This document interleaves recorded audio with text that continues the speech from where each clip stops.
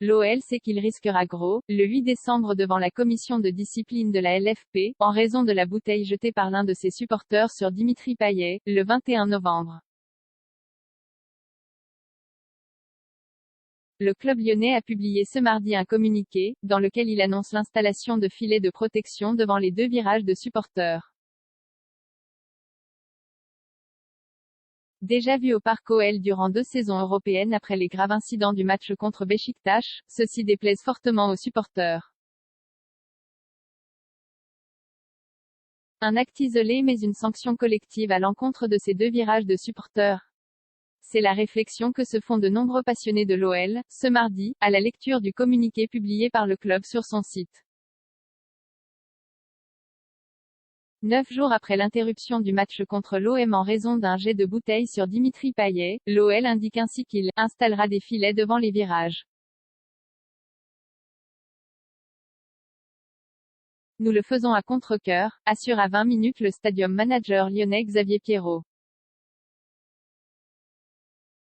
Malgré tout le travail en amont des groupes de supporters, des capots et du club, cet acte individuel n'a pas pu être empêché. On va étudier une solution plus pérenne et moins gênante. C'est la première fois en Ligue 1 que le Parc OL, qui sera à huis clos mercredi, 21h, face à Reims, présentera ce dispositif destiné à bloquer d'éventuels projectiles lancés par des supporters.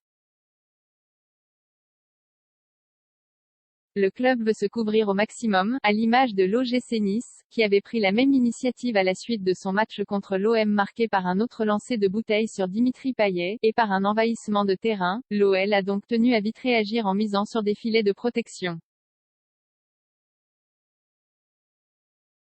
Il avait déjà été contraint d'en faire de même de 2017 à 2019, uniquement dans les compétitions européennes, en raison des 2 ans de sursis donnés par l'UEFA après la soirée de chaos contre Beşiktaş en Ligue Europa en avril 2017. En cas de récidive, l'OL aurait immédiatement été exclu de C3 ou de C1, ce qui constituait une menace encore plus forte qu'aujourd'hui. Le club veut se donner une bonne image auprès des autorités et se couvrir au maximum avant de passer devant la commission de discipline de la LFP, le 8 décembre, décrypte Jean-Pierre, un habitué du virage nord. Mais je me souviens avoir mal vécu les matchs de Coupe des Europes avec filet. Tu te sens un peu persona non grata et ce n'est jamais agréable, d'autant que tout se passe bien depuis très longtemps entre les virages et le club. Là, tu pénalises plus de 10 000 supporters pour un fait isolé, ça ne peut pas être la solution à tout. L'un des leaders des Bad Guns n'a pas tardé à interpeller sur Twitter l'OL quant à un dédommagement à prévoir avec la dégradation de la qualité d'un abonnement, en raison de la visibilité nettement contrariée par ces filets. Une déception partagée par Richard, supporter du virage sud. On sait que ça va répondre à la problématique du moment pour le club mais c'est vraiment chiant. On perd souvent le ballon de vue dans ces conditions. En plus, les dirigeants demandent une réflexion collective empreinte de sang-froid et ils tombent eux aussi dans une réaction à l'émotion. Il y a très peu de rencontres à risque dans une saison. Ça se limite au derby et au match contre l'OM et le PSG, alors pourquoi vouloir laisser ces filets en permanence?